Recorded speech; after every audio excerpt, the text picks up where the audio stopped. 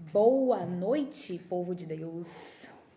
Estou ansiosa, estou muito contente de estar aqui nessa noite. Hoje o tema da nossa live é o que é a igreja, né? Do ponto de vista histórico, do ponto de vista teológico, né? E como nós vamos falar do ponto de vista histórico e do ponto de vista teológico, eu decidi fazer, então, uma live chamando o nosso convidado aí, que é o Eric, da AC Católica, que além de ser ex-protestante como eu, também é teólogo. Boa noite a todos que estão chegando, aos poucos, né? Não vou ficar aqui enrolando muito, esperando muita gente entrar, porque a intenção... Deixa eu passar a moda aqui. A intenção é que essa live ela fique gravada e que ela vá para o IGTV e também vá para o meu canal no YouTube. E se o Eric tiver interesse também, vai ser disponibilizado para ele, para que outras pessoas depois possam ver esse mesmo conteúdo e tenham suas vidas edificadas, entendendo melhor, né, o que é a igreja. Então, boa noite a todos que estão chegando. O Eric já está por aqui. E eu vou convidar o Eric para a gente poder dar início. Ai, gente, não tô conseguindo convidar, peraí. Deixa eu voltar no Eric aqui. Acho que eu mandei o convite pro Eric. Boa noite a todos que estão entrando. Boa noite, o Edson, que eu conheço ali. Opa.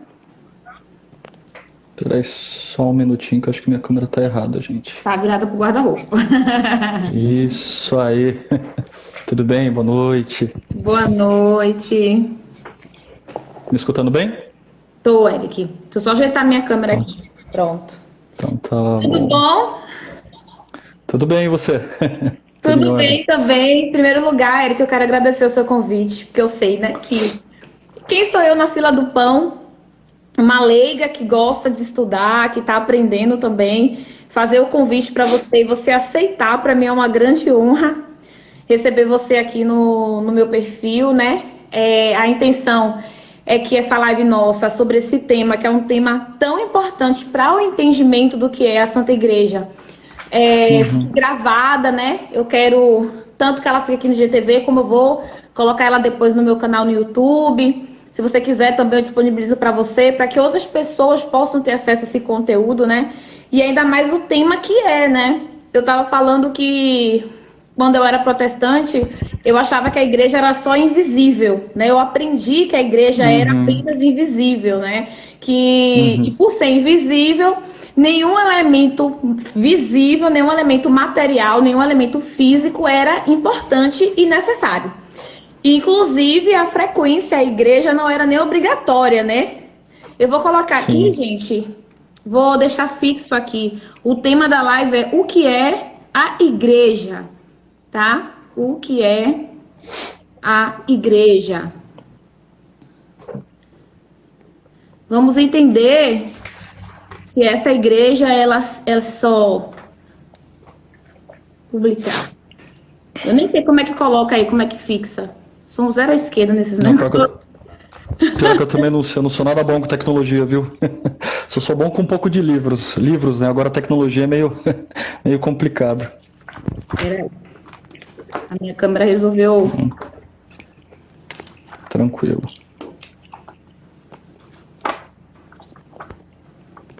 Gente do céu, minha câmera resolveu ficar ruim aqui agora. Não sei porque eu fui inventar de mexer. Peraí. Pronto, vou deixar assim, não vou mexer mais não. Bom, como eu estava falando, né? Eu achava que a igreja era só invisível, então não existia aí nenhuma obrigatoriedade de ir à igreja, né? A igreja era desnecessária, né?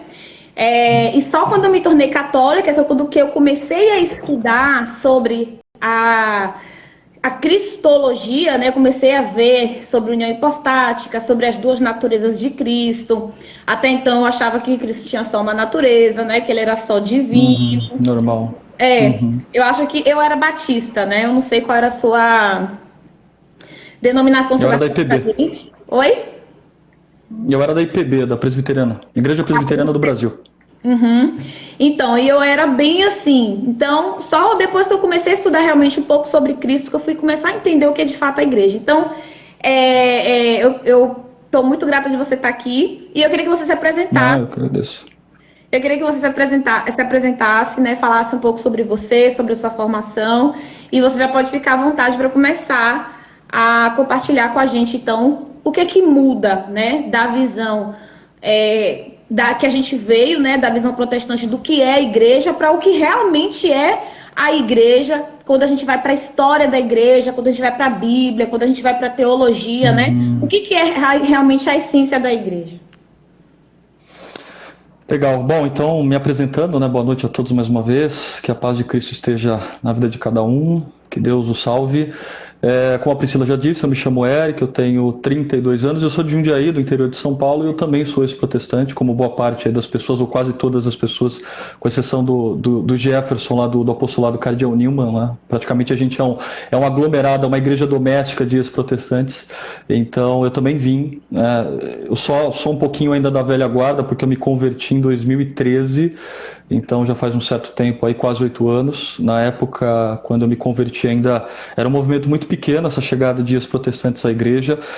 A gente tinha alguns nomes mais famosos, como Carlos Nabeto, Rafael, o próprio Alessandro Lima, lá do Veritatis. Mas era um movimento que começava a crescer aos poucos, né? Até na época a rede social era o Orkut, então foi a primeira rede social que me ajudou a entrar nesse processo de conversão de estudo, porque na época faltava dinheiro e faltava facilidades. Então hoje, para que as pessoas possam conhecer mais sobre a Igreja Católica, é muito mais tranquilo, né? Ainda na minha época era um pouco mais arcaico, você tinha que penar um pouco. Tanto que eu demorei muito para me tornar católico. Eu comecei a estudar a Igreja em 2005 e eu só fui realmente ser recebido em 2013. Então foram 8 anos estudando, 8 anos refletindo e pensando se de fato eu deveria me tornar um católico, né? Eu tenho algumas formações em área industrial, acho que não vale a pena colocar aqui, né? Só vou comentar um pouco mais da parte teológica. Eu sou iniciado teologicamente pela PUC e eu tenho um bacharel em teologia que eu concluí o ano passado na Uninter, né? no Centro Universitário Internacional. E desde então, né, tenho estudado, é um assunto que eu gosto muito, falar sobre a igreja, falar sobre Cristo, falar sobre a história, a tradição, etc. É algo que sempre me apaixonou. Aliás, quando você sai do protestantismo e entra na igreja católica, já é é uma característica do ex-protestante. Você gosta de estudar, você gosta de ler, etc. Então, nesse tempo, além desses cursos, eu realmente assim, me apaixonei pela patrística, pela história, então é um objeto de estudo, eu continuo estudando até hoje. Graças a Deus eu já publiquei 2 livros, um em 2019 e um em 2020, que é um pequeno manual, né? Talvez é um livro mais, uma teologia popular para leigos, de como um ex-protestante se achegou e se aproximou da Igreja Católica. E agora, esse ano, eu estou trabalhando num terceiro livro, que é um livro sobre a Eucaristia, que eu tô fazendo uma reunião de citações patrísticas, enfim, pegando os principais teólogos que falam sobre o tema, para que a gente tenha um conteúdo também robusto aqui no Brasil. Então, não sei se esse ano sai, talvez eu acho que só o ano que vem, ainda vai demorar um pouco. A editora Loreto já comprou a ideia, então provavelmente vai ser publicado por essa editora. E eu espero até o ano que vem conseguir entregar essa obra, né? Então vai ser uma obra meio patrística / eucarística, enfim, vai ser um amontoado aí de santas citações e de conceitos teológicos para que a gente possa aprender um pouquinho mais, né? Então, é isso. Não, do jeito que eu gosto, né? Eu também, engraçado, você falou, né, que você se converteu num processo de estudo, né? Eu acho que é uma característica, né, do protestante que se converte, né? É passar pela vida de estudo. Eu me converti através da patrística, né? Mas eu não tenho essa estrada que você tem. Eu me converti em 2018, estudando a patrística.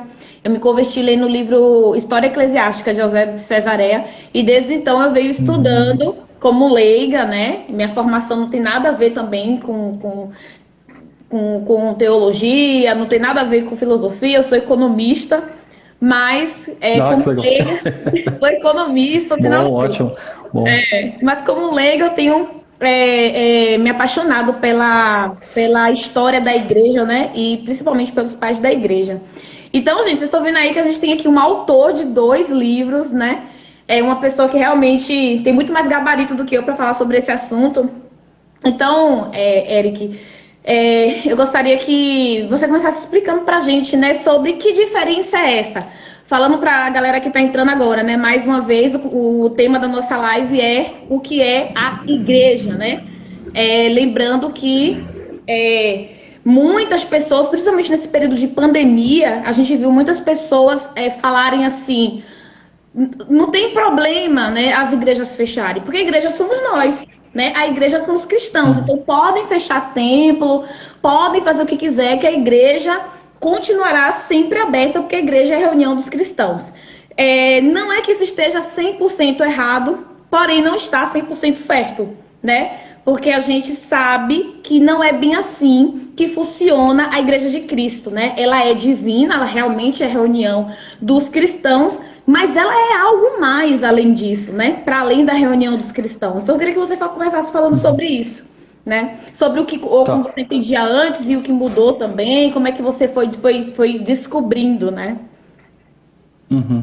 Esse entendimento sobre a questão da igreja, do que é a igreja, a essência da igreja, eu acredito que seja o primeiro passo para que uma pessoa possa de fato se achegar ou se aproximar da igreja católica, porque por conta do relativismo que existe hoje, né, no mundo atualmente, então a gente tem que pensar que na época do medievo as coisas não funcionavam assim, tanto para o Ocidente quanto para o Oriente, a gente tem que pensar que desde o início da igreja as coisas não funcionavam dessa forma, mas hoje tem aquela mentalidade de que simplesmente onde um ou dois estiverem reunidos em meu nome, e isso é verdade, não deixa de ser, né? Cristo ali estará, mas é como se estivesse retirando a centralidade de algo que o próprio Cristo fundou, né? Então, eu acho que a gente tem que começar a partir desse princípio para entender de fato o que é a igreja ou aquilo que é importante para nós como católicos, né? Porque assim, quando a gente olha de fato para a parte etimológica da palavra, inclusive eu estou até com um dicionário aqui, eu sempre gosto de citar bibliografias, né, para que ninguém ache que eu esteja falando da minha cabeça, né? Se a gente pega aqui na parte do verbete de igreja, a gente vai observar que o termo que vem do grego, isso é muito comum, né? Todo mundo que começa a estudar sabe disso, né? A palavra eclésia do grego clássico nada mais é do que a reunião, né? A assembleia de todos. No passado, ela também foi uma palavra utilizada, por exemplo, para se referir às assembleias jurídicas que aconteciam, por exemplo, no Senado Romano, etc., né? Ou a própria questão das sinagogas, os ofícios que aconteciam, aquela reunião dos judeus, dos hebreus. Mas a igreja, embora ela também tenha esse significado, né, desse conjunto de assembleia, né, de cristãos, essa reunião, ela também tem um ponto muito mais abrangente, né, que não significa apenas um termo de reunião de cristãos ou de pessoas invisíveis, né, mas também de uma instituição que foi fundada pelo próprio Cristo e que tem uma continuidade divina, né? Então, partindo desse pressuposto, né, para que a gente possa entender essas duas diferenças, para um protestante a igreja ela é simplesmente invisível porque você professa a crença no Cristo, que é Deus, né? E você automaticamente já está inserido nessa eclesiologia. Enquanto para nós católicos nós também acreditamos, né, no aspecto invisível da igreja, por exemplo, somos católicos. Eu não conheço as pessoas que moram na Ásia, na Oceania, na Europa, na América do Sul, do Norte, etc. A gente tem uma comunhão de vários e vários países, mas nós sabemos que, seguindo São Paulo em Efésios 4:5, nós comungamos de uma única fé, de um único Senhor e de um único batismo. Então, nós, de certa forma, também acreditamos numa igreja invisível, só que essa invisibilidade da igreja, ela não está simplesmente manca, né? Ela não está cortada. A gente acredita, sim, que há uma instituição eclesiológica, essa instituição que é formada também por uma hierarquia de padres, diáconos, de bispos, que são administradores de sacramentos, né, que são pessoas que agem em persona Christi, isso é, na pessoa do Cristo. Então nós cremos sim que Cristo ele deixou uma igreja visível justamente porque o sistema cristão de igreja, né, o sistema que Cristo próprio deixou, né, até o seu retorno, até a grande parúzia, ela não poderia simplesmente vir de uma anarquia. Então, por exemplo, né, hoje esse pensamento protestante de que a igreja somos todos nós e não se precisa de uma instituição visível, ele acaba falhando pela própria história da igreja e também antes mesmo da própria vinda de Cristo, porque se a gente observar o povo escolhido, né, quando a gente fala de Israel, a gente vai sempre observar que havia uma liderança que unificava todo esse aglomerado de pessoas escolhidas, de judeus e de hebreus. Então você tinha Abraão, você tinha Isaac, você tinha Jacó, depois você tinha as 12 tribos, das 12 tribos nós tivemos Moisés, por exemplo, que foi um grande unificador do povo judeu, que tirou todo o povo do Egito. Depois você teve Josué, que foi o grande predecessor, né, de Moisés. Depois de Josué, Nós tivemos os juízes, que também foram grandes líderes do povo judeu. Depois nós tivemos Samuel, que foi o último grande líder. Depois de Samuel nós tivemos o início, né, de todo um período monárquico entre o reino unificado, né, a gente tinha Israel, o reino do sul e o reino do norte. Então esse período unificado inicialmente com Saul, depois saiu Saul, né, por conta de toda a confusão. Davi ascendeu ao trono, depois Salomão. Então, praticamente dentro desse sistema de unificação, e a gente não está falando apenas aqui de um povo no sentido de uma sociedade, mas também de um povo de Deus, né, de uma igreja, de uma assembleia, de uma eclésia, de uma eclesia, a gente percebia que sempre havia um líder, né? Depois de toda a confusão e da divisão dos reinados entre o reino do sul e o reino do norte, a gente teve uma grande confusão de reinados, mas ainda assim nós tínhamos alguns reis, outros bons, por exemplo Josias, Ezequias, etc. Mas a gente sempre tinha uma liderança profética que acabava unificando também o povo dentro da verdade. Então você não tinha, por exemplo, aglomerados separados ou de judeus que simplesmente não tinham uma única fé e uma única verdade. Mas de certa forma você sempre tinha uma liderança visível, mesmo que de certa forma às vezes ela parecia um pouco descentralizada, principalmente na época profética, onde o povo judeu começou a decair, né, no sentido de idolatria, etc. Quando a gente olha para o Novo Testamento e para a Igreja de Cristo, automaticamente a gente percebe que esse sistema de eclesiologia, esse sistema de liderança, ele não foi perdido, né? Porque se de certa forma a igreja ela fosse invisível, a gente não teria, por exemplo, apóstolos, né? Jesus Cristo, ele chama 12 pessoas para que fizessem, né? Para que esses 12 apóstolos continuassem o segmento daquilo que ele ensinava, e esses apóstolos sucessivamente, depois da ascensão de Cristo, eles foram não apenas pregando, né? Mas foram ensinando, foram ordenando diáconos, presbíteros, bispos. Então, apenas nesse olhar entre o Antigo Testamento e o Novo Testamento, de forma genérica, que a gente não está entrando nem especificamente na parte teológica, a gente já percebe que a igreja inicialmente ela já tinha uma certa visibilidade, né? Quando você olha para os 27 livros do Novo Testamento e você observa as epístolas que eram escritas por Paulo, que foi o grande apóstolo dos gentios e o grande compositor do Novo Testamento, quando você pega as epístolas católicas que foram escritas por Tiago, por Pedro, você observa que havia uma centralidade de uma igreja visível, né? Você não tinha, por exemplo, pessoas que não estavam comungando dentro dessa igreja. Quando a gente pega o primeiro capítulo da Epístola de São Pedro, a gente observa que ele escreve para as igrejas da Galácia, né, do Ponto, da Bitínia. Quando você pega as epístolas de São Paulo, ele escreve para a igreja de Corinto, ele escreve para os Gálatas, ele escreve para um bispo, por exemplo, que era Timóteo, ele escreve para a igreja dos Romanos. Então, apenas só, né, nesse pequeno overview, se assim podemos dizer, a gente já consegue observar que há uma diferença extremamente clara entre a eclesiologia católica, que segue esse conceito bíblico, e a eclesiologia protestante, que simplesmente pensa que há uma igreja invisível, e que de certa forma nem sempre é assim, porque se você é presbiteriano, você pode comungar, por exemplo, da mesa do Senhor, mas se você for um assembleiano, um batista, se você for qualquer outro membro de uma denominação protestante, e você não tiver uma comprovação clara que realmente você é um protestante evangélico, nem isso você consegue participar, né? Se você for, por exemplo,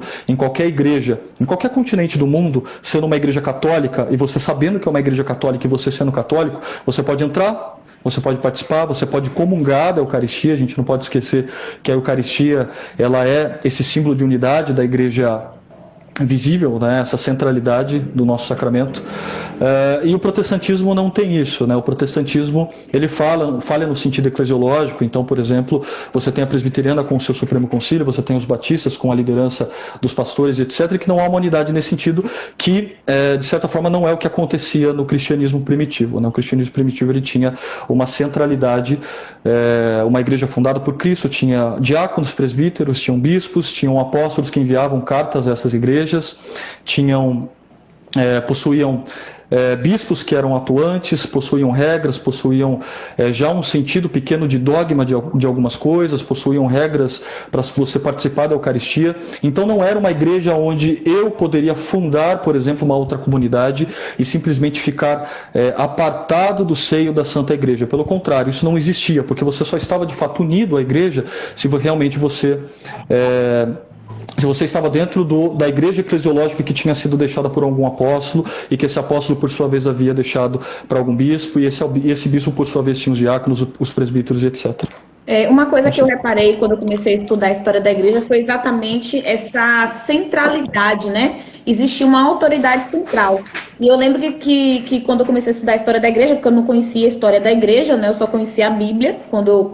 No meu período quando eu era batista, eu só conhecia a Bíblia, eu não conhecia nada da história da igreja. E eu lembro que, além de Eusébio, eu li também Padres Apostólicos, né? E eu me surpreendi com a carta de Santo Inácio de Antioquia, né? As igrejas da época, porque ele vai falar exatamente dessa autoridade central. E aí, todos os pais da igreja vão falar sobre isso, né? E aí ele começa a falar que não se podia falar de igreja sem a presença do bispo, né? Então, assim, não poderia haver igreja sem a presença do bispo, não se pode fazer nada sem que o bispo autorize. Então, ele vai falar, por exemplo, a gente acreditava muito numa interpretação equivocada do sacerdócio real, por exemplo, né? Inclusive, existe aí uma comunidade, né, chamada discípulos, que por causa do sacerdócio real eles abandonaram as igrejas, se reúnem nas casas, nessa tentativa de resgatar a igreja primitiva, né? Porque quando você só tem a Bíblia, você fica com o quê? Com a igreja que se reúne nas casas. Você não tem mais nada além disso, né? Você não vê a evolução dessa igreja ao longo do tempo. E por causa do sacerdócio real, eles entendem que qualquer um pode ministrar os sacramentos, né? Então, os sacramentos do que não é sacramento, né? Eles não chamam de sacramento, mas qualquer um pode batizar, qualquer um pode expulsar demônio, qualquer um pode dar graças para a Santa Ceia, né? Apesar de ser simbólica na visão protestante e tal. E aí eu tomei um choque, assim, quando eu vejo Santo Inácio de Antioquia falar assim, olha, só é possível ministrar o sacramento se for um bispo, né, que o fizer, ou alguém autorizado por ele, incluindo a Eucaristia, né, o batismo, a Eucaristia, o matrimônio. Exatamente. Todas as coisas. Então eu falei assim, gente, mas se a igreja, ela é invisível, né, e ela não tem uma autoridade central, e todos nós somos sacerdotes reais, então alguém está errado aqui, né? Ou Santo Inácio de Antioquia está completamente equivocado na sua leitura das Sagradas Escrituras, que na minha cabeça já existia nesse formato que a gente conhece, né? E eu desconhecia até então mais ou menos quem ele era, né? Que ele foi discípulo do apóstolo João. Ou as nossas comunidades evangélicas dos dias de hoje está equivocada. Alguém está equivocado. Porque se todo mundo é sacerdote, como é que só pode ser ministrado o sacramento se for feito por um bispo? Então foi aí que eu comecei a ver que existia uma autoridade centralizada na igreja. E isso faz com que a igreja deixe de ser invisível, esse corpo místico, quer dizer, deixe de ser não, né? Que ela passa a ser algo mais, né? Além dessa igreja invisível, ela começa a se tornar também humana. E foi aí que eu comecei também a entender essa questão. Não, sim, né, exatamente. Essa questão da igreja invisível, na verdade, ela foi uma saída que o protestantismo encontrou de dizer que existe uma unidade. Então, se você crê em Cristo, você faz parte dessa igreja. Mas um testemunha de Jeová, por exemplo, que não acredita que Cristo é Deus, mas acredita que Cristo pode ser o Salvador, de certa forma ele também estaria integrado, né, a essa igreja.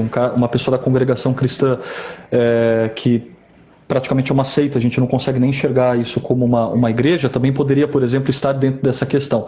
Então, por isso que a visibilidade da igreja, e isso você falou de forma totalmente acertada, né? Essa centralidade das lideranças, isso no Novo Testamento é muito claro, né? Porque se os apóstolos, né, quisessem apenas deixar uma igreja invisível, eles não tinham ordenado diáconos, eles não tinham ordenado presbíteros, eles não tinham ordenado bispos.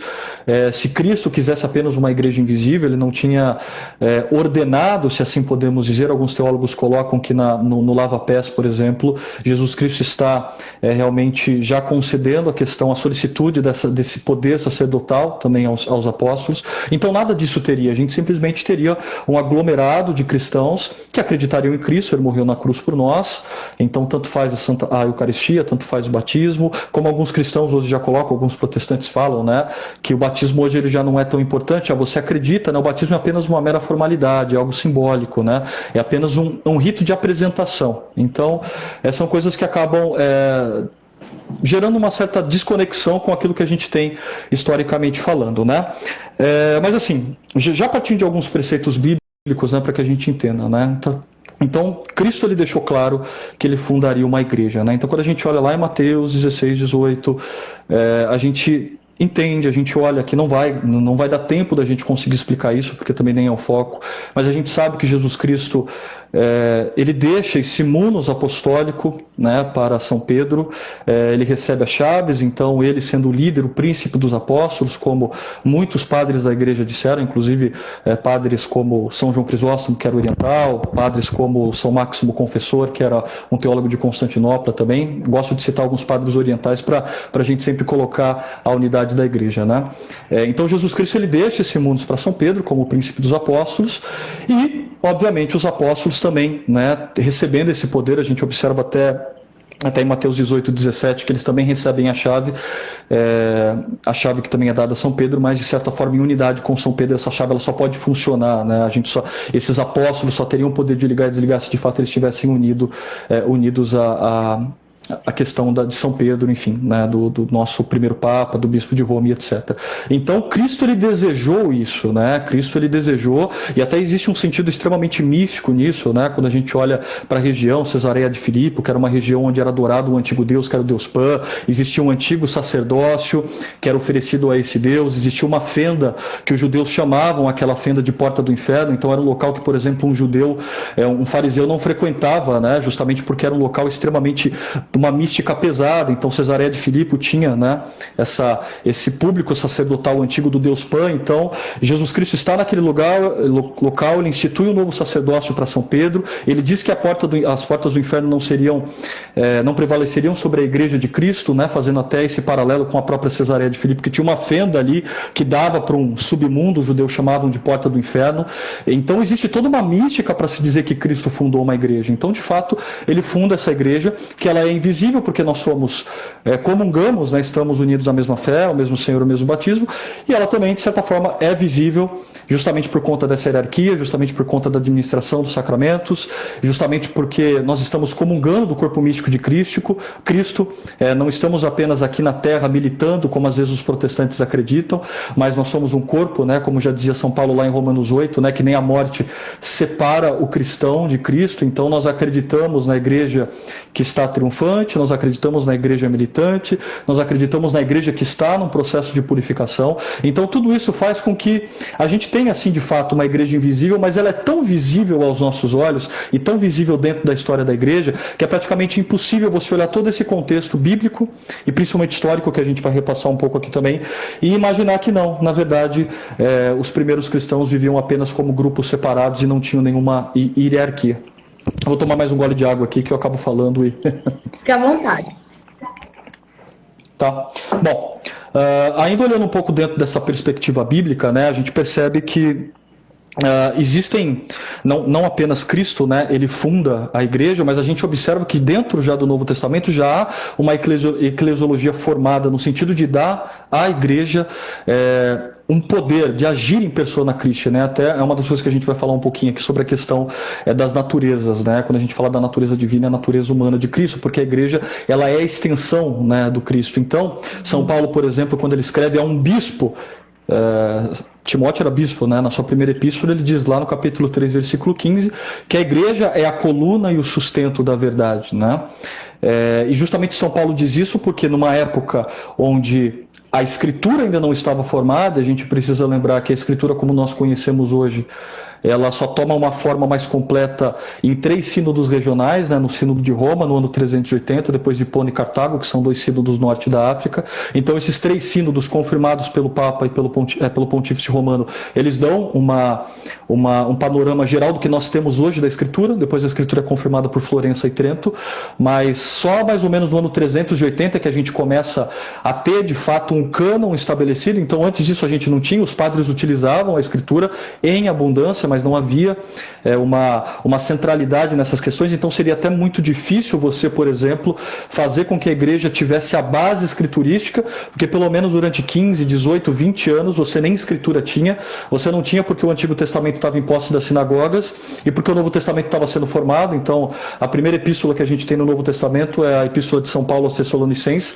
que só nasce por volta do ano 45, então praticamente nesses 15, 18 anos a igreja ela só funcionava com base na tradição, que a gente também não vai conseguir explicar aqui, mas justamente com esse fundamento apostólico, né? São Paulo diz isso, né, lá em Efésios, que a igreja ela foi fundada com base apostólica, né, no fundamento dos apóstolos e dos profetas. Então, a igreja ela tinha toda essa liderança visível e que automaticamente fazendo toda essa unidade de fé, essa unidade de crença e principalmente pela liderança, que depois mais para frente já em Santo Inácio a gente já vai observar que era algo extremamente gritante, fazia com que a igreja ela mostrasse a sua visibilidade e principalmente na questão de se debater em relação a heresias, né? A gente observa que já nas epístolas de São João o movimento gnóstico começa a crescer muito, um movimento judaico até chamado por Cristo em Apocalipse de sinagoga de Satanás, que vai crescendo justamente nesse sentido de querer tirar os cristãos das igrejas e etc. Então já começam a nascer alguns nichos de seitas que não estavam alinhadas à grande igreja, né? A igreja única, a igreja unificada, e que começam a formar os seus pequenos nichos e que não estão, né, em unidade com essa igreja visível. A gente observa, por exemplo, que Tertuliano, que foi um padre ocidental, né, praticamente do ano 200, ele segue com a igreja católica até certo ponto, em determinado momento ele rompe, ele acaba aderindo a uma seita chamada de montanismo, e ele simplesmente sai da igreja. Então ele já não fazia mais parte daquela igreja visível, né, daquela unidade de sacramentos, etc., que estava unido com o bispo de Roma, com as outras sedes, que estavam se formando também, com os padres, com os bispos, etc., mas ele, de certa forma, ele entra num outro ramo cristão, né? Um outro ramo que não tinha nada a ver com a igreja de Cristo, a igreja fundada, e acaba entrando numa outra seita que não tem nenhuma visibilidade, nada visível, ou talvez invisível que seja.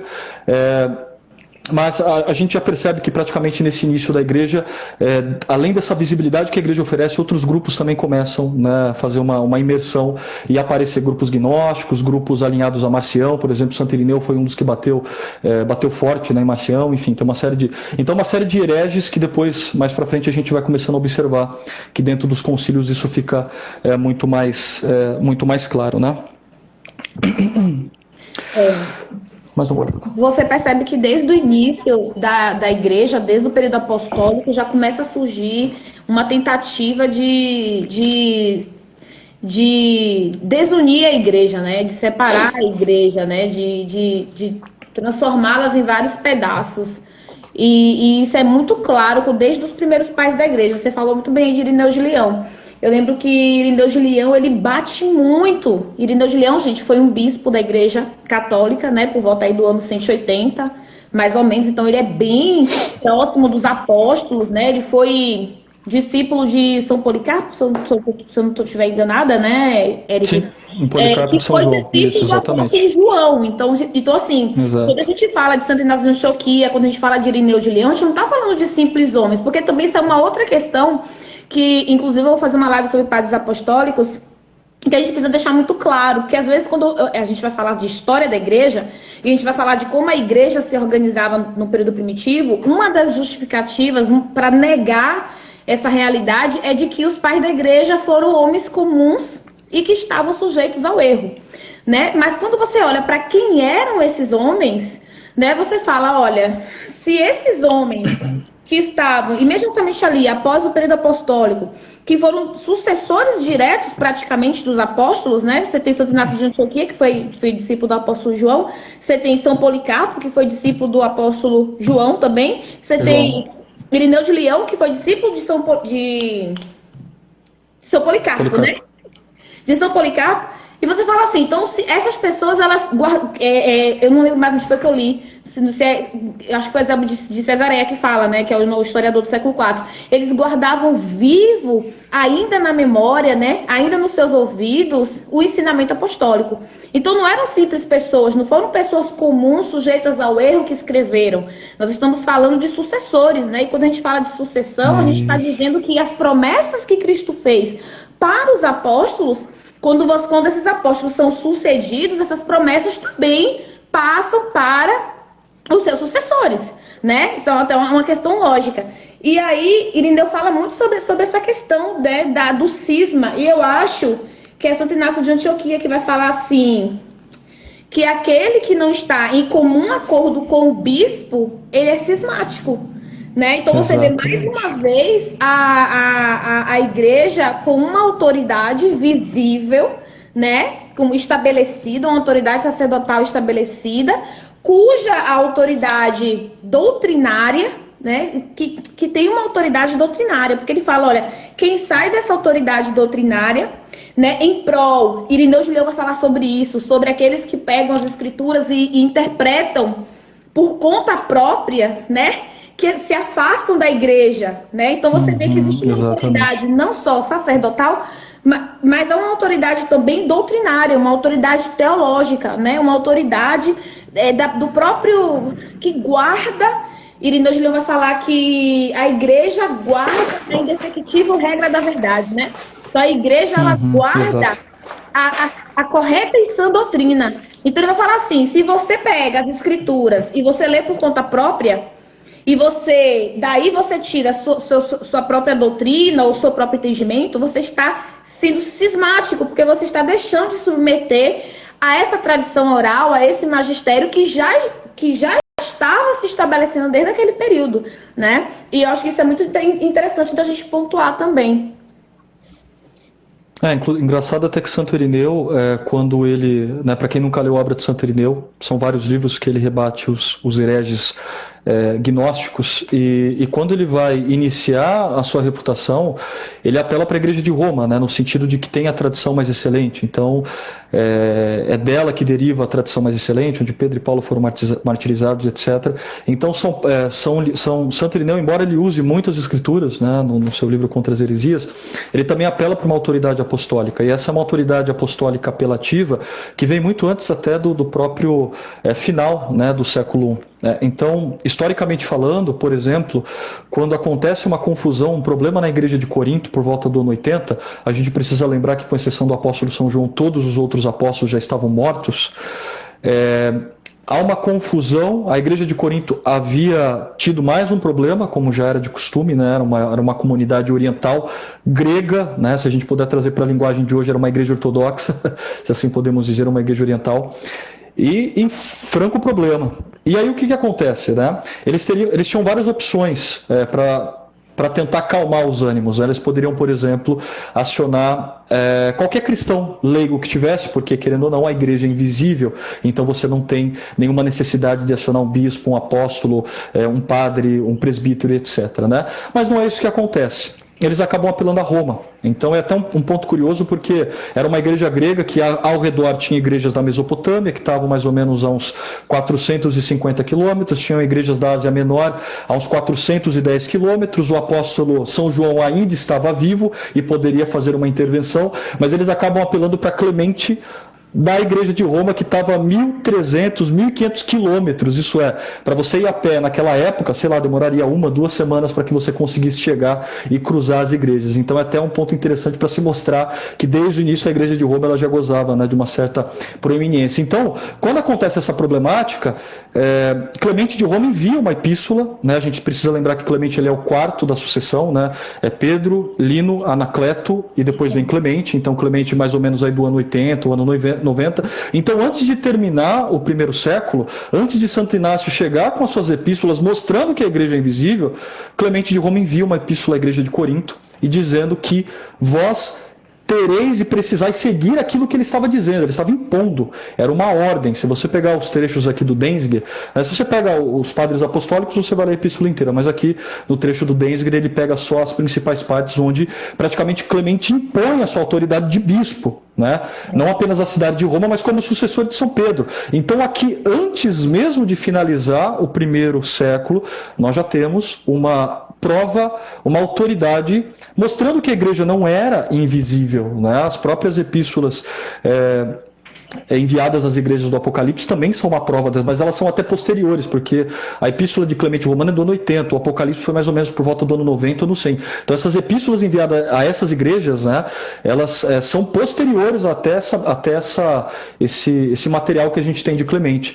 Então assim, antes mesmo de acabar o primeiro século, a igreja já não tinha essa característica de invisibilidade, né? Todos estavam unidos, né? Porque se fosse um critério apenas de cristãos reunidos e que pudessem resolver os seus problemas, a igreja de Corinto teria resolvido ali mesmo, teria chamado alguém do lado, alguém ungido e etc. Mas eles tiveram que apelar a um bispo que estava a 1.500 quilômetros, e a gente está falando de uma época que não tinha internet, WhatsApp, né? Hoje, se o Papa precisa intervir, é apenas um telefone, uma mensagem.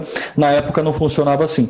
E aí, quando a gente vai andando, a gente percebe que a coisa já era uma eclesiologia totalmente visível. Você citou, por exemplo, Santo Inácio. Santo Inácio, a caminho de Roma, ele escreve 7 epístolas para 7 igrejas que tinham bispos estabelecidos. Ele não estava simplesmente escrevendo uma epístola para uma igreja, eu acho que tem um grupo de cristãos ali que estão... Não, eram igrejas que estavam unidas à Igreja Católica, como Santo Inácio diz, se eu não me engano, aos hermeniotas. Aonde está o bispo, aí está o Cristo e aí está a Igreja Católica. Inclusive é a primeira vez que aparece esse termo, Igreja Católica, a gente está careca de saber, né? Não é preciso reforçar isso. Se talvez alguém não saiba, não sabia disso, está sabendo agora. Então a primeira vez que o termo aparece... E é interessante também essa questão desse termo Igreja Católica, porque quando a gente fala que é a primeira vez que aparece esse termo, muitas pessoas falam assim, mas quando ele fala Igreja Católica, ele está se referindo à Igreja Universal, né? Porque a gente sabe que o significado de católica é universal. Então é a igreja de todos os cristãos. Só que fica muito claro, quando você estuda a história da igreja, que quando ele fala de igreja católica, tudo bem, a igreja, porque era a única igreja, né? Não existia outras igrejas. Então, assim, só que você está se esquecendo que não existia igreja batista, igreja anglicana, igreja presbiteriana, igreja metodista, igreja wesleyana, né? Não existiam essas igrejas, existia uma única igreja. Então, quando ele fala da igreja católica, ele também está se referindo a essa igreja visível, né? Local, essa igreja que tem essa estrutura, que tem esses sacerdotes e tal. Quando você olha para o conjunto da história da própria igreja, fica claro que ele não está falando de uma igreja invisível, que ele está falando dessa igreja, que ele está se referindo à igreja visível, à igreja física, né? Isso, exatamente. Ele fala de uma igreja católica, mas era uma igreja católica que tinha a centralidade da sua hierarquia no bispo, que tinha a Eucaristia como uma fonte viva, né, de comunhão, uma igreja que estava unida, né, entre as suas hierarquias. Ele escreve uma epístola às 7 igrejas que possuíam 7 bispos, né? Então, isso é extremamente importante de se pontuar, porque já no ano 107 existe, né, essa questão do episcopado monárquico. Então as igrejas, elas estavam unidas, não eram... se existia alguma comunidade que não estava unida ao seu bispo, ela não era uma comunidade, não fazia parte da igreja católica, né? Às vezes tem até alguns protestantes que dizem, mas não é a igreja católica, mas não era a igreja romana. Sim, de fato não era a igreja romana, porque a igreja romana, assim como hoje, nós falamos igreja católica, mas a igreja romana é uma parte de um aglomerado de 23 outras igrejas que estão unidas a nós, que são igrejas orientais, por exemplo, né? Eu, por exemplo, frequento uma igreja melquita. Então, a igreja católica que Santo Inácio diz no ano 107 é a mesma igreja católica de hoje, unida no bispo, unida na Eucaristia, unida através do presbitério. Santo Inácio fala isso, né? Não haviam apenas os diáconos, mas também todo um presbitério, cristãos que estavam unidos, e como você mesmo já pontuou, que nada fosse feito sem a presença do bispo. Então, se havia um bispo que unisse todos esses cristãos para o banquete eucarístico era um bispo que tinha sido, que estava dentro de uma sucessão. Clemente fala isso na sua epístola lá no 80, isso é, 30 anos antes, Clemente já fala sobre isso, né, sobre essa questão dos sucessores, né, que eles eram os sucessores dos apóstolos. Santo Irineu, anos e anos depois, no ano 180, quando ele vai elencar os bispos de Roma, por exemplo, ele coloca uma sucessão desses bispos. Então, a igreja, desde o início, ela sempre foi visível. Se existia alguma comunidade que não estava unida ao bispo, ela não era uma igreja que fazia parte da Igreja Católica. E nesse ponto, a gente começa a observar que, conforme as heresias iam surgindo, a gente começa a observar que essa centralidade dessa igreja visível, ela vai ficando cada vez mais clara. Por exemplo, quando a gente tem o enfrentamento, que às vezes alguns protestantes gostam de colocar, entre a igreja da África e a igreja de Roma, né? Na época a gente tinha o Papa Estevão, e nós tínhamos dois pivôs desse problema, que era a questão do rebatismo, que era Cipriano de Cartago, São Cipriano de Cartago, a gente tinha outro bispo, que era o bispo Firmiliano da Capadócia. Então o que estava acontecendo? A igreja de Roma, como até hoje, né, a igreja, ela não permite que algum herege que tenha sido batizado da forma correta e seja recebido na igreja, seja rebatizado de novo. Isso não existe para a igreja até hoje, né? Eu, por exemplo, vindo da presbiteriana, não fui rebatizado. Então, desde o ano 200, isso não acontece. Então, o que acontecia? Na época... Não, então porque assim, se você é batizado com a fórmula correta, com a matéria, etc., você foi batizado validamente. A igreja, o primeiro embate que a gente tem sobre isso é no ano 250, nem Constantino, coitado, estava na barriga da mãe ainda. Então, a igreja da África queria rebatizar todo mundo que estava vindo das heresias, né? Inclusive em Roma a gente teve até um presbítero que também acabou aderindo isso, que era Novaciano, e ele fundou uma seita, inclusive Novaciano, ele saiu da igreja de Roma, ele fundou uma seita que 200 anos depois ainda existia. Não era uma igreja que fazia parte da igreja católica, era uma seita que existia, que algumas pessoas até aderiram ao novacionismo, né, que era o presbítero Novaciano, e eles acreditavam que tinha que rebatizar os hereges. Então teve uma confusão gigantesca. E o Papa Estevão impôs e disse, não, vocês não vão batizar os hereges, porque eles já foram batizados. Aquele que for recebido na fé católica, na fé verdadeira da igreja, seja apenas recebido pela crisma ou pela imposição das mãos do bispo. Mas você não pode rebatizar. Então, você teve um problema na igreja da África. Você teve um bispo da Capadócia e um bispo da África, que era São Cipriano, que entraram num confronto com o Papa, mas o Papa, que era o sucessor de São Pedro, que tinha a decisão final, ele impôs, e Cipriano de Cartago ele teve que aderir. Né? Tanto o bispo da Capadócia como a igreja da África em si. Então, a igreja ela não aderiu ao rebatismo. Por quê? Porque não existia uma igreja invisível onde Cipriano ou Firmiliano da Capadócia acreditassem que poderiam. Não, existia uma hierarquia. E essa hierarquia ela foi, obviamente, né, uma igreja que está dentro da jurisdição de Roma. Eles apelaram, o Papa Estevão entrou dentro dessa problemática, e ele decidiu. Não foi um cristão isolado, não foi uma comunidade alheia à Igreja Católica, mas no ano 250, num dos enfrentamentos que nós tivemos a essa questão, você já tem essa unidade que mostra uma eclesiologia visível. Outros exemplos, por exemplo, quando teve um problema na igreja de Antioquia, por volta do ano 220, mais ou menos, com Paulo de Samósata, ele foi deposto, né, da igreja de Antioquia. Os cristãos antioquenos, os padres, etc., a igreja de Antioquia, ele faz uma deposição, tira, né, e é eleito um novo bispo. O que acontece? Esse bispo, ele manda, né, eles mandam uma carta para a igreja de Roma, para que a igreja de Roma confirmasse aquele novo episcopo, aquele novo bispo que estava chegando na igreja de Antioquia. Então, mostrando mais uma vez a visibilidade da igreja, né? Se a gente tivesse que aderir, por exemplo, a uma invisibilidade da igreja como os protestantes querem, hoje nem na Trindade a gente acreditaria. A gente não pode esquecer, por exemplo, que quando aconteceu de Ário levantar a questão de que Cristo era apenas um ser subordinado, né? Houve um tempo onde Cristo não existia.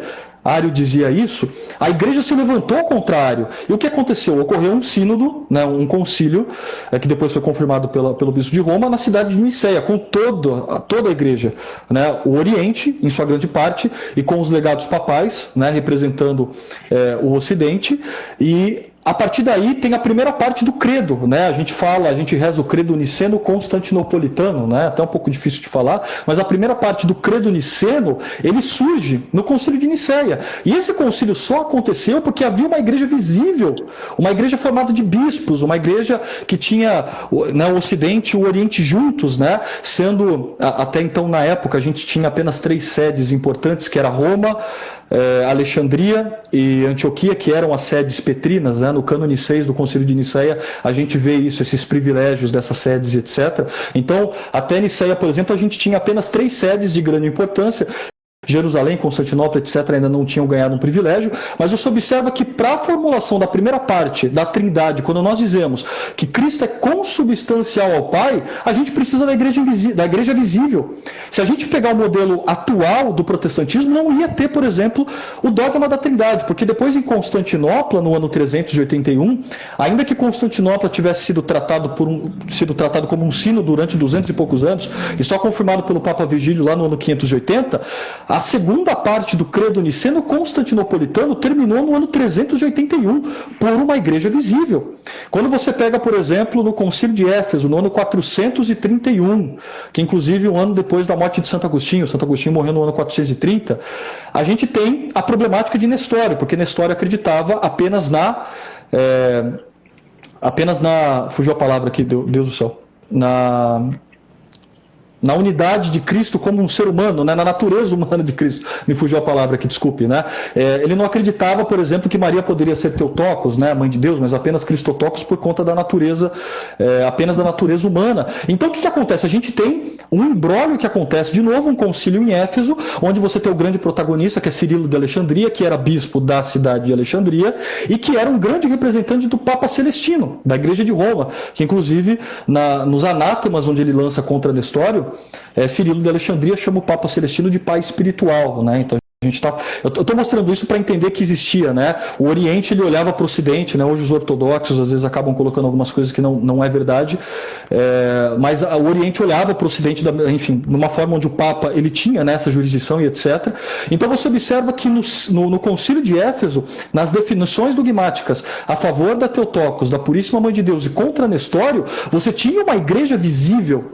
Você tinha uma igreja formada, uma igreja que definia dogmas, que tinha uma eclesiologia, não era uma igreja invisível. Você não tinha como, por exemplo, dizer que Cristo era totalmente humano e totalmente Deus sem a igreja. Quando você avança um pouco, por exemplo, no Concílio de Calcedônia. Antes do Concílio de Calcedônia, 2 anos, 3 anos antes, você teve um chamado Concílio de Nicéia II, que é um concílio chamado pelo Papa Leão de um concílio de latrocínio, de ladrões.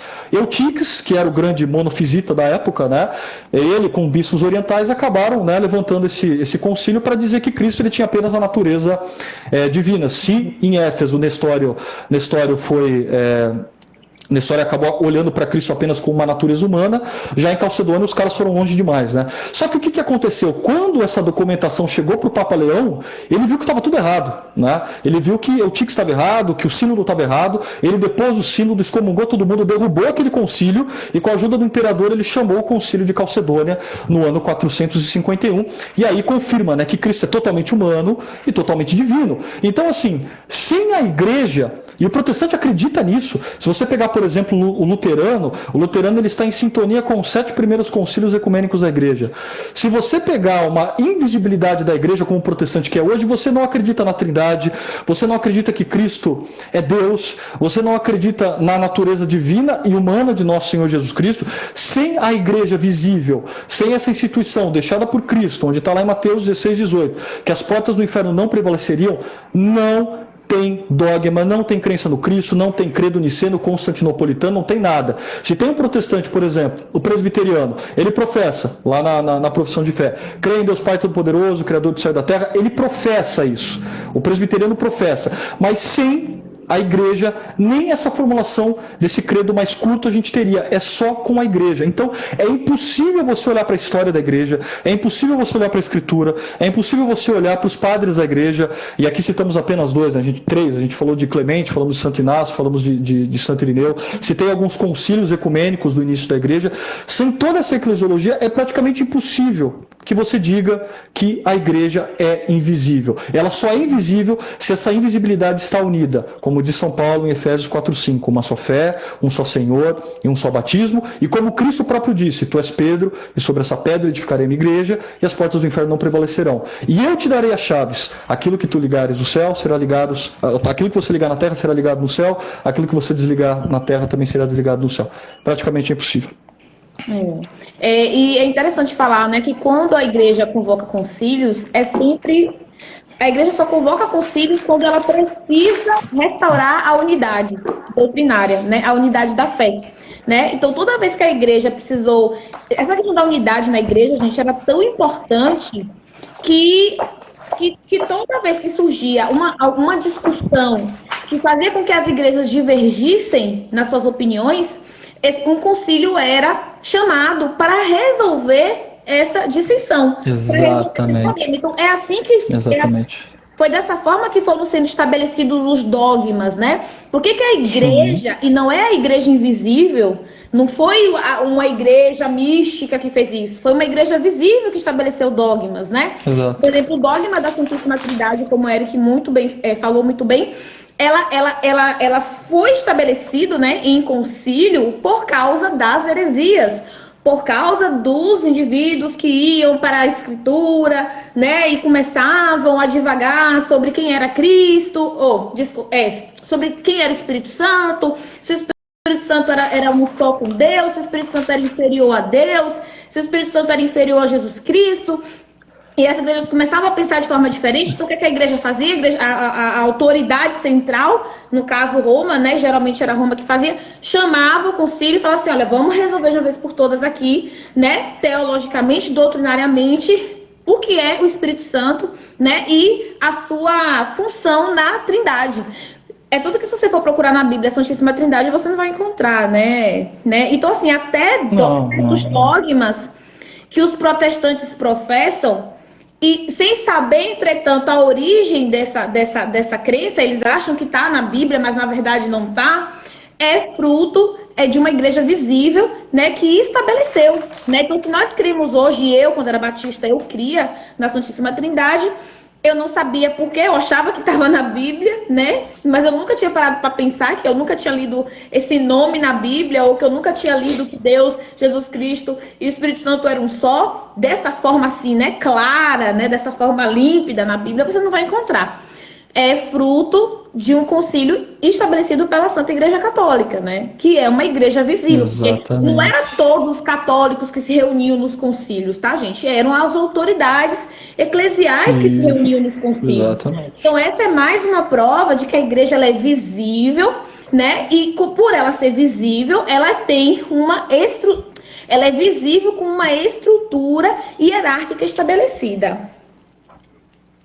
Se a gente, mais uma vez, né, se a gente pensasse, por exemplo, apenas numa igreja invisível, nem escritura a gente tinha, porque a primeira vez que nós temos uma estrutura neotestamentária e do Antigo Testamento confirmada pela igreja é no ano 380 no Sínodo de Roma. Então Roma fez um sínodo antes ainda de Hipona e Cartago, para dizer quais eram os livros que deveriam ser aceitos pela Igreja Universal, pela Igreja Católica. Então, imagina só, como que você conseguiria, pensando nesse modelo quebrado protestante dessa eclesiologia, como você conseguiria colocar um assembleiano, líderes, né, da Assembleia, da Presbiteriana, da Batista, da Metodista, da Deus e Amor, da Brasil para Cristo, para que você formasse um concílio e definisse quais eram os livros inspirados? Isso não tinha como. Então, hoje, né, depois de 8 anos já como católico, quando eu vejo essa questão de a igreja invisível, Santo Inácio disse que a igreja era católica, mas era uma reunião de todos os cristãos. Sim, mas eram de todos os cristãos que estavam unidos na mesma igreja, entendeu? Que estavam unidos e submissos ao bispo, que estavam unidos à mesma mesa eucarística, que estavam unidos pela mesma fé, pelos mesmos sacramentos, que quando se tinha um problema de heresia, a igreja unificada, a igreja única, a igreja católica, chamavam um concílio para resolver esses problemas, uma igreja que estava unida nessa questão. Você não poderia jamais, né, dizer que eram cristãos isolados. Nenhum cristão isolado ele poderia fazer isso. Eu citei, por exemplo, o Novaciano, ele foi um presbítero em Roma. Inclusive, ele tem um tratado lindo sobre o dogma da Santíssima Trindade, mas ele foi excomungado, porque ele queria rebatizar todo mundo. Ele fundou uma igreja. Né? 200 anos depois, a Igreja Católica ainda estava emitindo documentos. Vocês podem olhar pelo Denzinger. O Denzinger tem uma vastidão de documentos documentos, para receber as pessoas que estavam vindo da heresia de Novaciano. Então, a Igreja Católica estava lá, Novaciano fundou uma seitinha para ele, né? E aí todo aquele que queria a comunhão com a igreja voltava, mas aquilo era uma seita, aquilo não era a Igreja Católica. Santo Agostinho, por exemplo, para quem já leu as Confissões, as suas obras, né, quando ele rebate o maniqueísmo ele era uma junção mística de várias seitas e que também tinham bispos, padres, era uma igreja, mas era uma seita, não estava unido à Igreja Católica. Por mais que eles acreditassem em algumas coisas que pudessem parecer, não estavam unidos à igreja. Então, só existia uma única igreja, que era a Igreja Católica. A gente começa a ter alguns cismas, obviamente, em 1054, quando acontece a grande separação, depois a reforma, etc. Mas não tinha essa do tipo, eu sou batista, eu sou presbiteriano, eu tenho o meu Supremo Concílio, eu tenho o meu pastor, eu tenho... Não tinha, gente, não tinha, isso não existia. Aqui no Brasil, por exemplo, a gente tem os bispos, as dioceses, etc. Nós estamos unidos ao bispo de Roma. As igrejas orientais têm os seus patriarcas, né? Eu, por exemplo, frequento uma igreja melquita, então a gente tem o bispo aqui no Brasil, a gente também tem o patriarca, mas ambos estão unidos ao Papa. Então, assim, há uma unidade de fé, e isso não existe no protestantismo, nunca existiu no passado igrejas invisíveis, e obviamente não iriam existir porque Cristo, a religião, né, Deus, Jesus Cristo não fundaria uma anarquia. Inclusive eu até separei alguns trechos aqui, não sei se dá tempo, não sei como que está o nosso tempo aqui. Deixa eu ver aqui. Já são 8 horas, então vamos para a parte final, então. Tá. Tá bom. Eu separei alguns trechos aqui da patrística, inclusive, gente, eu até pensei em pegar, eu tenho quase a coleção inteira da patrística aqui, mas para quem quiser adquirir, compre esse lecionário patrístico, que são 800 páginas e 90% das homilias dos padres não estão nos textos da Paulus, enfim, isso aqui é algo inédito aqui em território brasileiro, tá? Então comprem, porque vocês vão aprender muita coisa. Então eu separei algumas homilias, porque quando a gente fala sobre a patrística, o mais importante de tudo é você pegar dos padres aquilo que era corriqueiro do seu dia a dia. Então, às vezes, o camarada ele quer encontrar, que Santo Agostinho falou de Maria, num tratado que ele falou sobre a predestinação. E às vezes Santo Agostinho está falando só sobre aquele tema, Santo Efrem está falando só sobre aquele tema, Santo Anásio, etc. Então, o bacana para você aprender mesmo sobre a patrística é você pegar temas assim que eles estão falando uma homilia, por exemplo, né? Quando eles falam, né? Eles sobem no ambão, sobem no altar da igreja, e aí eles vão falando sobre os temas de vivência. Então, isso aqui é muito bacana, porque tem várias homilias dos padres, tá?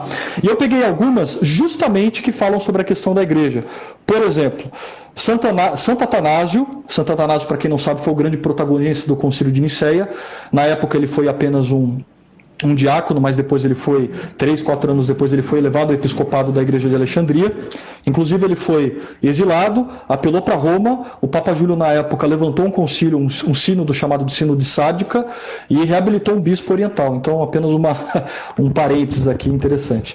E ele diz o seguinte aqui, na sua carta a Serapião: sempre será de proveito esforçar-se em aprofundar o conteúdo da antiga tradição, da doutrina e da fé da Igreja Católica, tal como o Senhor a entregou a nós, assim como a pregaram os apóstolos e a conservaram os santos padres. Nela realmente está fundamentada a Igreja, de maneira que todo aquele que se afasta dessa fé deixa de ser cristão e já não merece este nome. Então aqui ele está falando sobre tradição, está falando sobre a doutrina que vem dos apóstolos e dos santos padres, e diz que todo aquele que se afasta da Igreja Católica não merece nem ser chamado de cristão. Então, Santo Atanásio, no século IV, falando isso.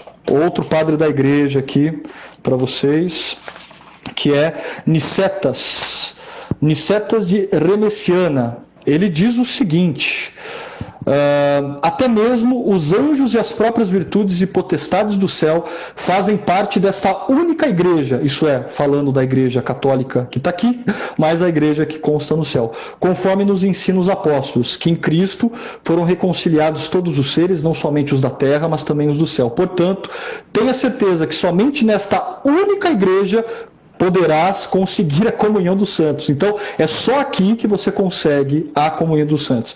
Hás de saber ainda que esta é a igreja una e católica, estabelecida em todo o mundo, cuja comunhão deve ser mantida a todo custo. Então, Santo Inácio fala que se você sai da comunhão da Igreja Católica, você não pode ser chamado de cristão. E aqui no caso Nicetas está dizendo, Nicetas é do século V, que você precisa manter a comunhão com a Igreja a todo custo. Outro padre da Igreja, Santo Efrem, ele diz o seguinte: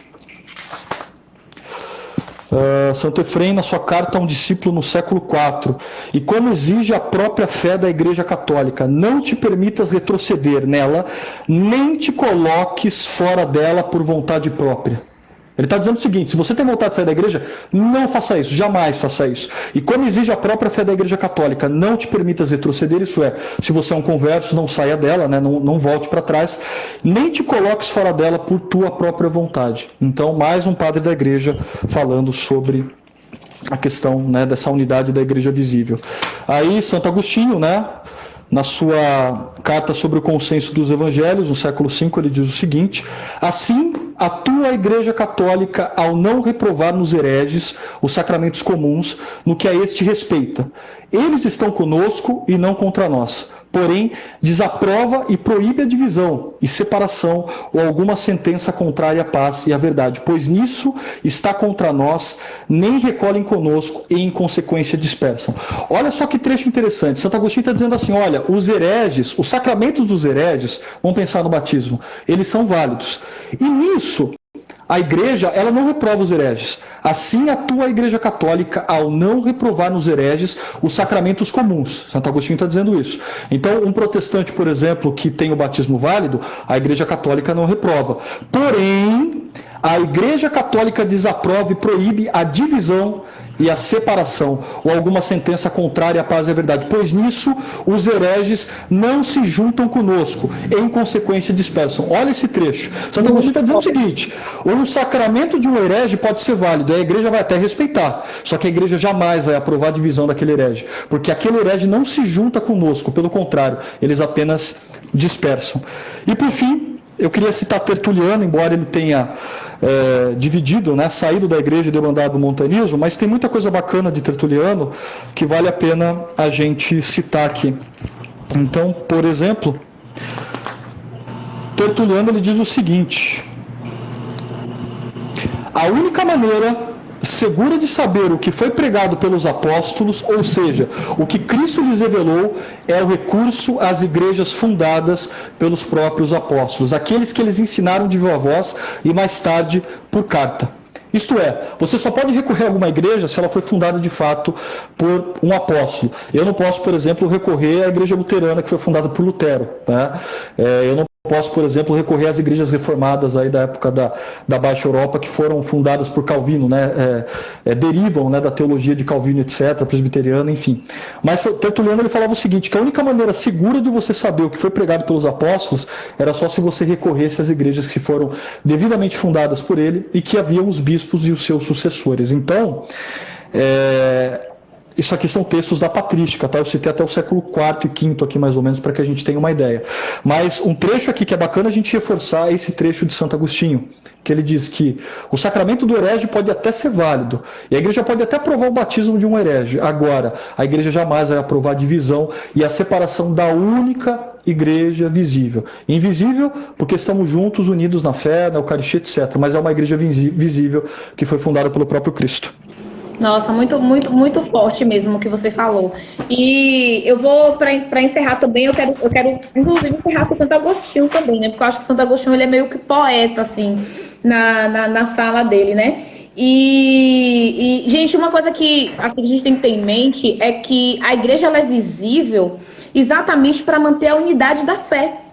Né? A igreja é visível e estabelecida sobre um santo magistério, e quando eu falo santo magistério, a gente está se referindo aos pais da igreja, aos bispos, aos presbíteros, aos doutores da igreja, todos eles que fazem parte aí da eclesia da igreja, eles existem para manter a unidade da fé. Se vocês forem reparar, se vocês forem pegar os pais da igreja para estudar, vocês vão perceber que eles estão sempre defendendo, gente, o corpo é um só, né? Não existe um corpo retalhado.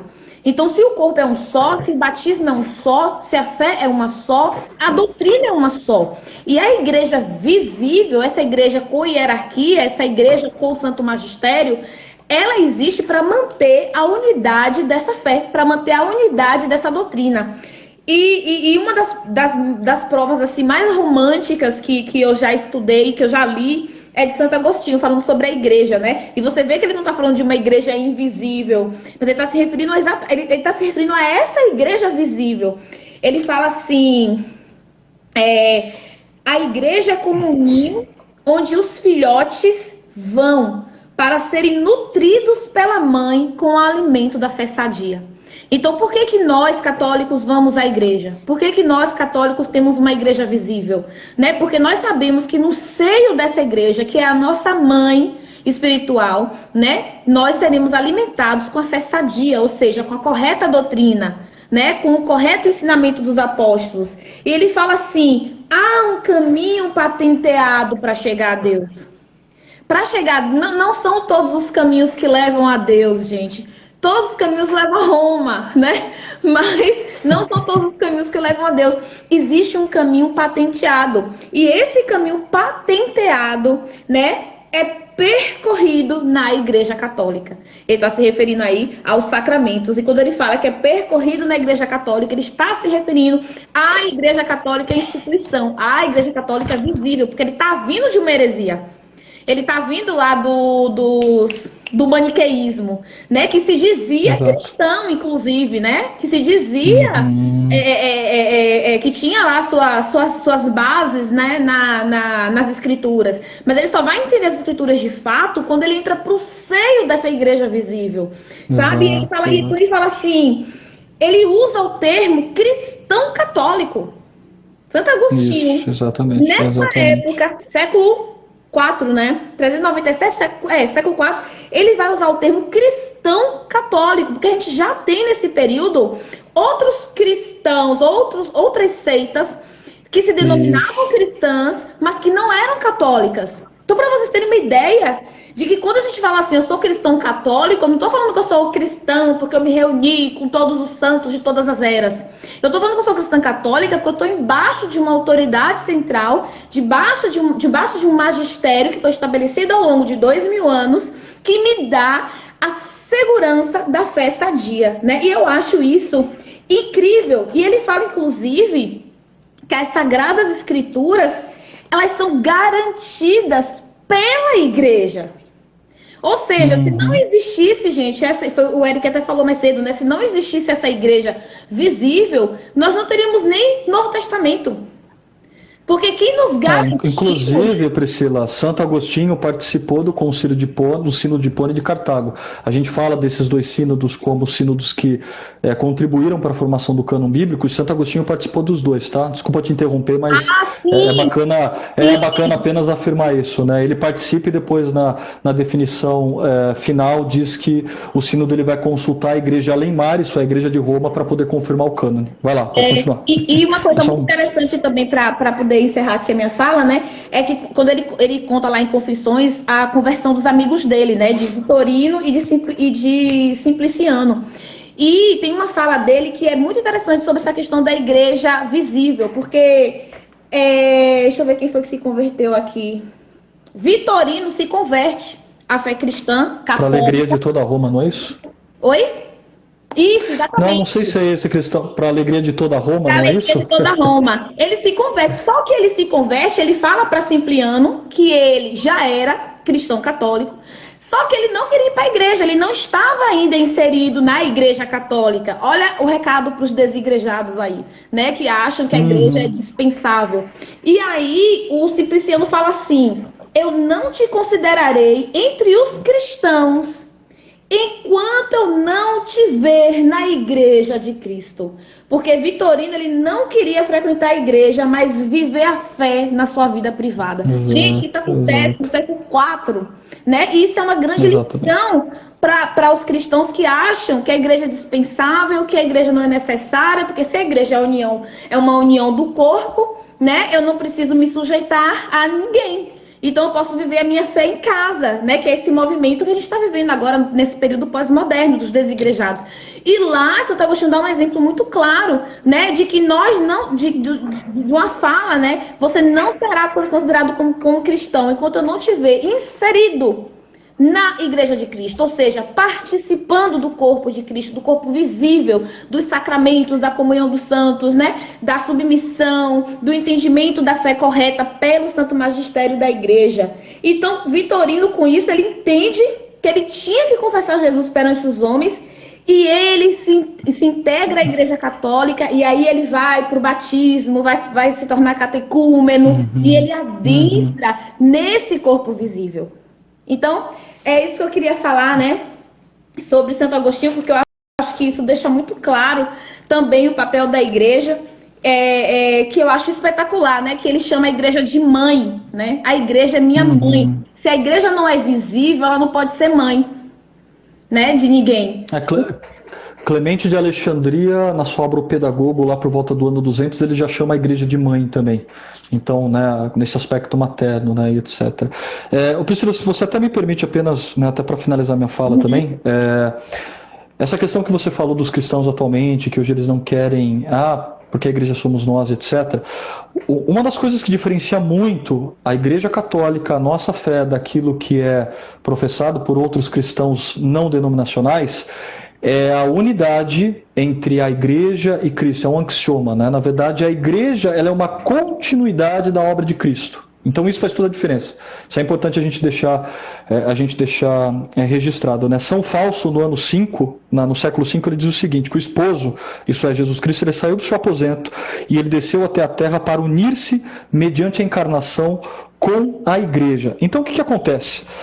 No sacramento, quando você toma a comunhão, quando você é batizado, quando você se confessa, é Cristo que age através da igreja. Então aqui é até bacana a gente falar rapidamente, né, sobre a questão, né, da natureza divina e humana de Cristo, porque às vezes o protestante ele acaba tendo aquela ideia muito romântica apenas da coisa divina, mas Cristo ele também se encarnou, ele também foi humano, né? Ele tinha a natureza humana, ainda, né, sendo Deus, mas ele também foi humano como nós. E essa extensão da igreja, a igreja nada mais é do que uma extensão do próprio Cristo. Então é Cristo que age através da igreja. Então quando o padre ele confessa, quando você se confessa com o padre, você está agindo em persona, ele está agindo em persona Christi, assim também na Eucaristia. Então, você estar longe da igreja é você estar longe de uma extensão que você é beneficiado, você é agraciado pelo próprio Cristo, porque a igreja nada mais é do que a extensão. Então, Cristo, ele age através da igreja, através dos sacramentos. Então, a igreja, ela não é simplesmente uma instituição